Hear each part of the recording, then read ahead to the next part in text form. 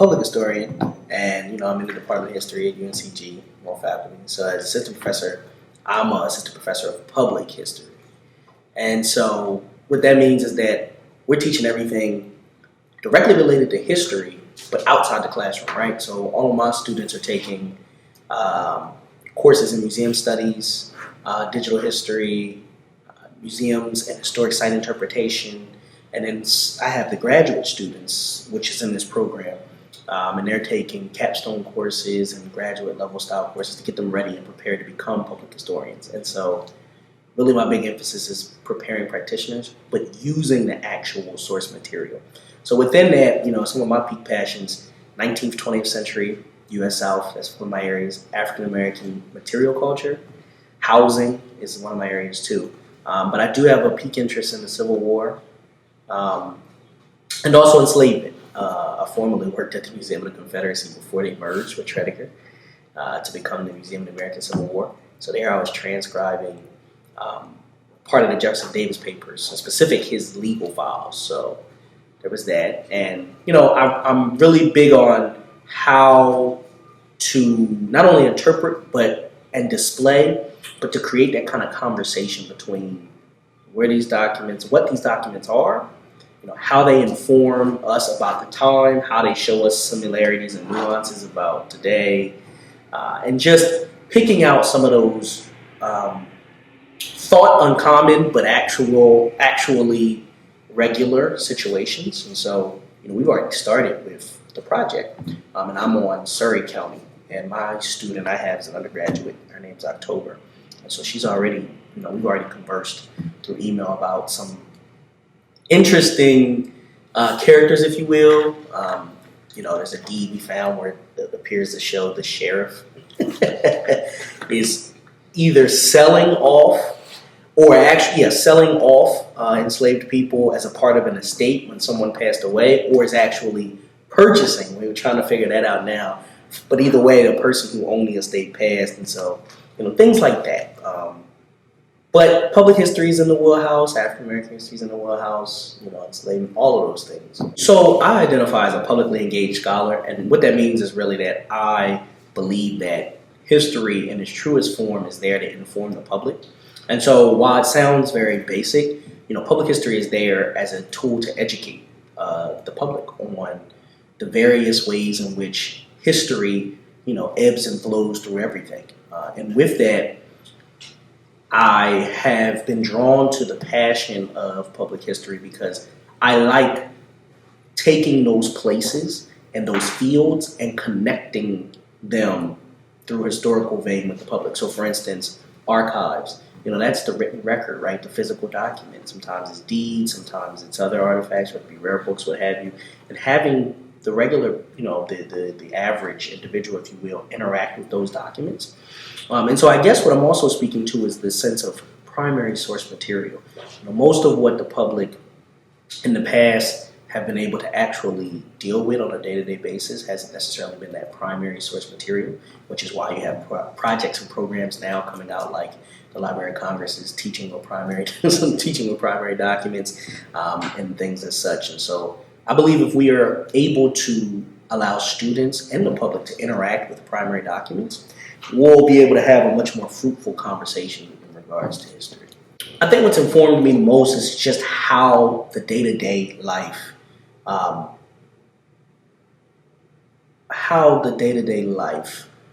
was portrayed or is portrayed historically versus the truth, right?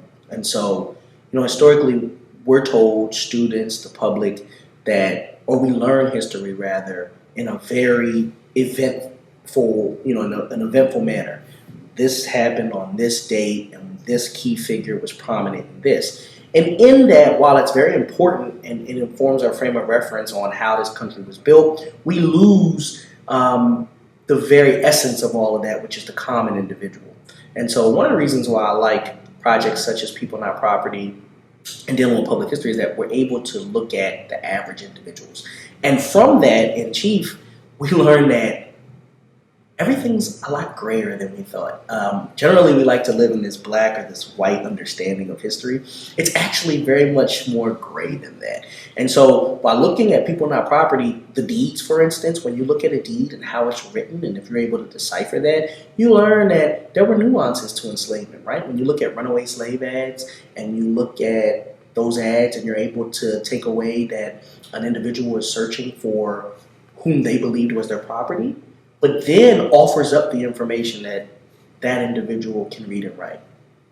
During a certain time period, though, we know that that's illegal. However, this person also knows that but wants their property back. So what is the difficult and complex conversation that we can have around that, and how can that inform us about that time period? So all of those aspects really drew me, or have drawn me, should I say, to this field. And they continue to keep me motivated to, piece together this more complex story than is often believed. Freedom is not being where you are, where you feel you're in bondage, right? So this idea of matriculating north, while it did occur, it could also be going south, depending on the time frame or where the enslaved person is, because at a certain point, getting to Florida or getting to the Spanish, right, and converting to Catholicism could mean that you were free. Or going west. Now they're talking about this new kind of greater expansion of the Underground Railroad. Going west for people who were enslaved is also this idea of freedom. And that kind of gets to the heart of my earlier comment about understanding the reality, understanding the more truthful nature of history, rather than being given or force-fed this kind of national narrative, as I call it. But actually piecing together, okay, why did this individual leave? What was happening in this town? And I often tell my students, enslavement can be as general as you make it, but it can also be as individualistic as a fingerprint. Each owner is reigning over their said property in a different manner. Therefore, you have different plantations with different rules. You have different, and then region plays a big key in that as well, as far as movement, flow, travel, food, all of these things which a lot of the enslaved are responsible for. And so if we really break all of those down and start to take, give careful examination to all of those pieces, we come up with a lot more information than we ever thought. So I had the opportunity when I was finishing up my master's degree to partake in a program that had never been done. And it was crafted by Wade Rawls, who was then the CEO the Museum of the Confederacy, and Dr. Rhonda Jones, who was then on faculty at North Carolina Central University, is where I obtained my master's degree. And they came up with this idea of let's give our public history students real-world experience, but let's also kind of flip this paradigm on its head, if you will, and let's bring this partnership with an historically black college university and an institution rooted in let's just say a colorful past. And so the first summer, I was not actually involved in the project when it originated. I came in I believe the second or third year, but I was there for 3 consecutive summers. And each summer we would go from Durham to Richmond. We would stay in Richmond for an entire summer from May to August. And we would work in their then Eleanor Brockenbrough Library. And we would go through the Jefferson Davis papers and we would process those papers. What a lot of people didn't know is that a lot of their records had not been fully vested. They hadn't been thoroughly sifted through and processed since they had been donated. And in many cases, they were just given to the museum. And the Davis papers were some of those. And so I was tasked with the Jefferson Davis legal files. And so pretty much just covered from the time in which Davis and the family go on the run once Richmond is taken over or overthrown, all the way down until when they're captured in Bentonville, Georgia, and then also when he's imprisoned at Fortress Monroe, and then partially through the trial. So I'm reading all of the documents from his lawyer, his lawyers, Charles O'Connor and others, and kind of building this story. And so all the while, what it was doing was carefully and meticulously sharpening my understanding of the Civil War. It was making a lot of things grayer than I ever thought were. But it was also building that true idea of the Civil War for me. And so what I left or took away from that experience was a true understanding of just how difficult it is to capture what the country was going through during that time period, during 1861, 1865. So yeah, that was the experience. It was very moving. It was also interesting to be in an environment where visitors were unsure of who you were and why you were there per se. And some of that, just quite honestly, was based off of color. Others were based off of the weariness of what are you doing? What are you going to do with this information? How are you going to use this information? Is it for the greater good? But I actually gained a lot of good research and a lot of good professional friends and colleagues from the experience. So I think one of the most common misconceptions, and it's unfortunate, is that material culture and African Americans don't merge, right? That this history that African Americans have, this voyage, this odyssey, right? That there's been nothing left behind that either they used or that speaks to their experiences. And this couldn't be the furthest thing from the truth, quite honestly, right? And so I think a few examples will kind of give you a clear understanding of where I'm coming from in those regards. I have a colleague that's in Charleston doing some research, and this research has taken her to a certain historic building. Now, I've been to this building, others have as well, and most recently the building has started doing renovations for some more practical reasons, others for code reasons, trying to stay, making sure they stay as historically relevant as possible. Well, while removing a wall, they realized that historically the building had been redeveloped. And behind this wall that they took apart were tons of artifacts, from shoes to nails to pieces of paper with etchings of letters on them, as if an individual was trying to learn how to write the alphabet. And so we know that the enslaved individuals who once worked and lived at that home had left all those materials there, right? The same as in a work yard in the back of some of these homes, because Charleston's known for that idea of urban slavery, right? And this idea of moving, being free spatially while still in bonded mentally in some capacity. You're seeing that in these work yards, there are artifacts that are literally surface deep. And so with a hard rain and a storm, different things come up, right? And so while working or doing some research in an intensive program at the Museum of Early Southern Decorative Arts in Winston-Salem, I had the opportunity to investigate an object, and it was a slave badge, 1842 slave badge. And as you know, Charleston was known for regulating the hiring out process of slaves. And so while we know a lot about them, there's really only one manuscript, in depth that's been written on that by Harlan Green. But you can, still to this day, children around Charleston from time to time after a hard storm will be playing on a playground and will find slave badges that are unearthed by the sand or the dirt that were just left because they were thrown down, right? And so where I'm going with this is that a lot of the history of materiality and its culture connected with African Americans was seemingly tossed or was thought insignificant. And that has been the story to a large part of the common person in American history, right? Now the big push or the new wave is telling that bottom-up perspective, telling the common, the common story. And when you're doing that, you're looking through a completely different lens. Therefore, you're looking at those objects. So that's one way to come to look at it from that perspective, is why material culture is important. Another is the cultural landscape. And what I mean by that is if we're looking at the physical landscape I do with housing, enslaved dwellings change and adapt almost from county to county, definitely from state to state, and for sure from region to region, right? So some enslaved people lived in tabby homes, which is that mixture of clay and shell. Some lived in brick homes.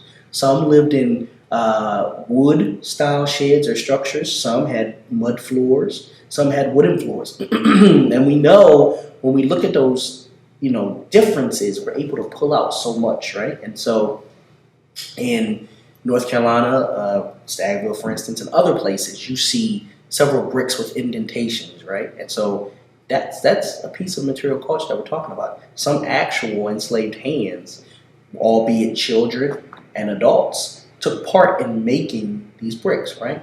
Another deeper part or way to look at it is when these badges are at the height, we're going back to the slave badges now in Charleston, a man named John Joseph LaFar he had won the contract for the city to create these slave badges. And he, unlike his predecessor who trained him, he owned slaves.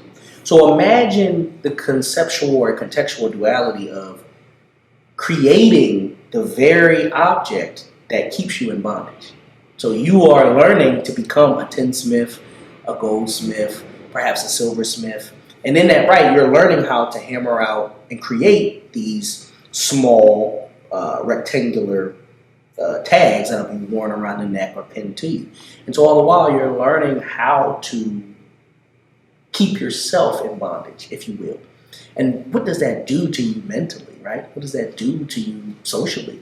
And so all of these things go into this idea of material culture. And material culture as a term has been around for a long time.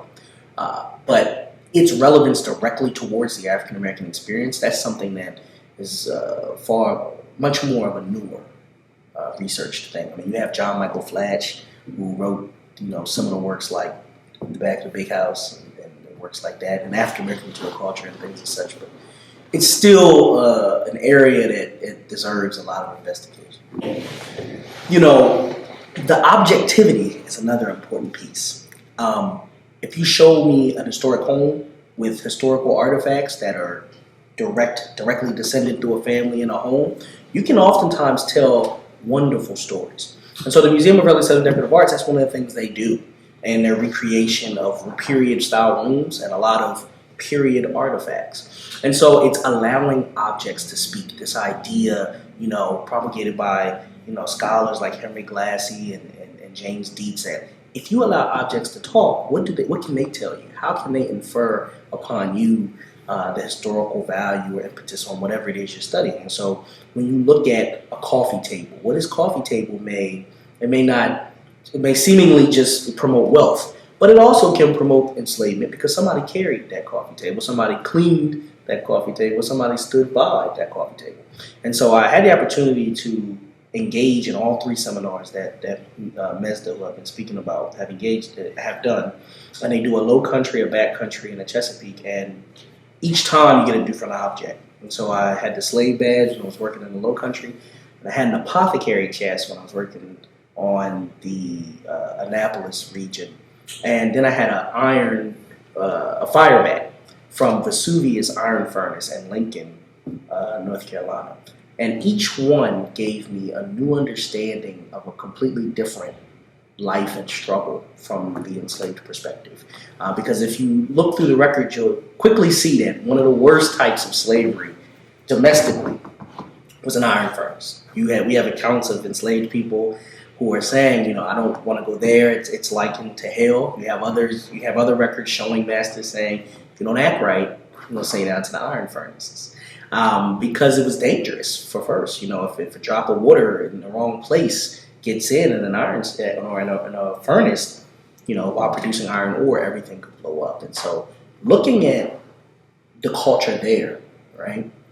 And that, as opposed to looking at an apothecary chest and perhaps being an enslaved individual has to clean this chest, has to, stand by it, what have you, and understanding that is used to heal the sick, to cure ailments, but it may or may not ever be used to help you.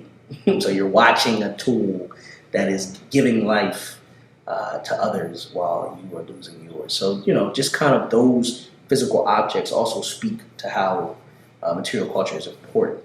It really gives you the best understanding of how things evolved. One of the things that kills me as an historian is the overgeneralization. And so most people understand at this point slavery existed in America. But what's fuzzy is the fact that transatlantic slavery was once here in America. That ends at a point, 1809, I believe, 5, 9, somewhere in that range. Then from that period, it's strictly chattel. There's no supposed transatlantic slavery, but slavery doesn't end, right? So then how does that change things, right?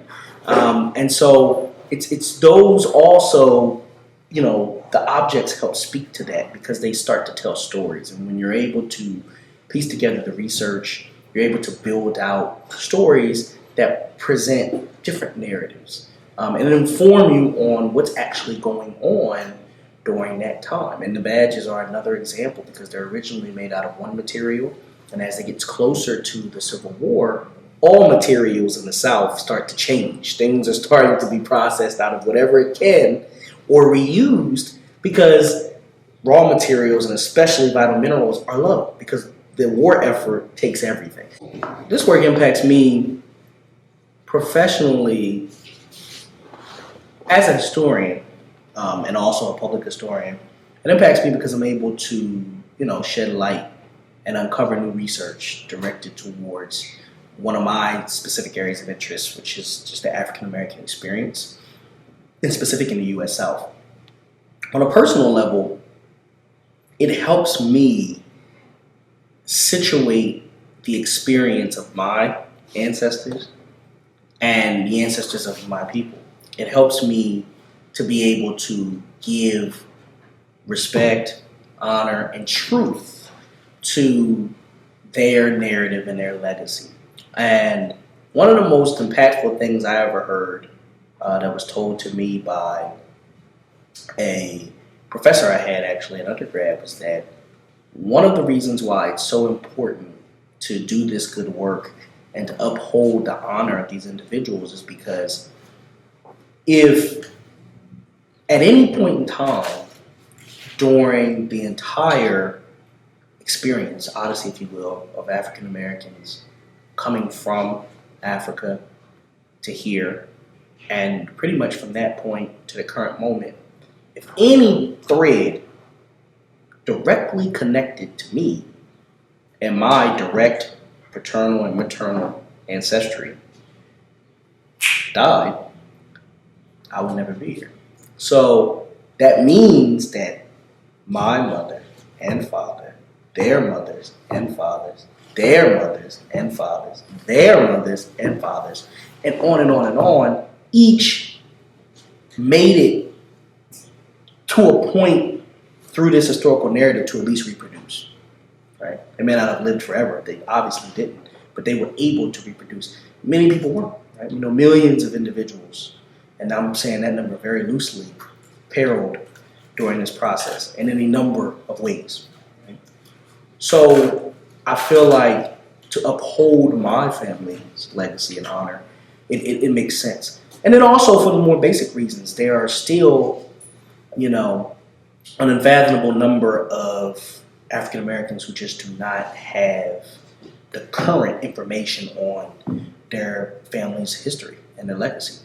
And it's because in many instances, or in some, I won't say many, that information was systematically destroyed for a number of reasons, misplaced, gotten rid of.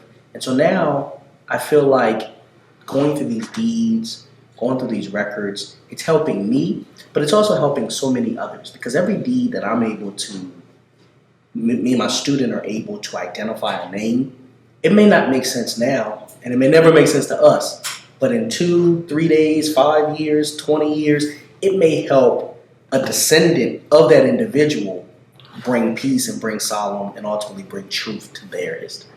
And so that's what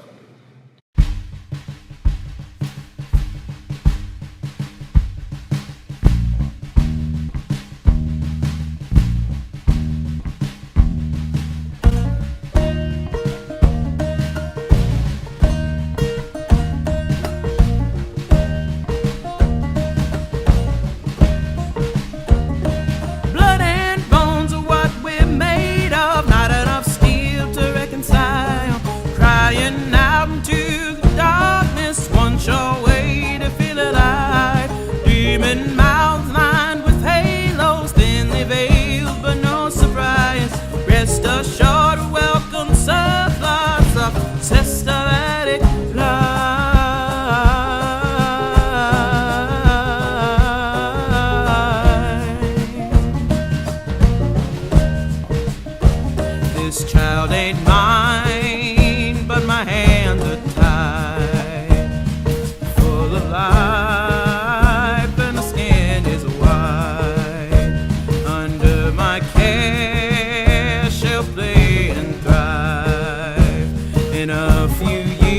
days I'll be cast aside. I was once a noble daughter, our kingdom spanned the breadth of Ghana, but I was captured for the silver, sent across the sea to a land unknown. Our rivals sold me to some white man, skin as though it came from heaven. When they bound us to their will, they trapped themselves in hell as well. Blood and bones are what we're made of, not enough steel to reconcile. Crying out into the darkness, one sure way to feel alive. Demon mouths lined with halos, thinly veiled, but no surprise. Rest assured to welcome surplus of systematic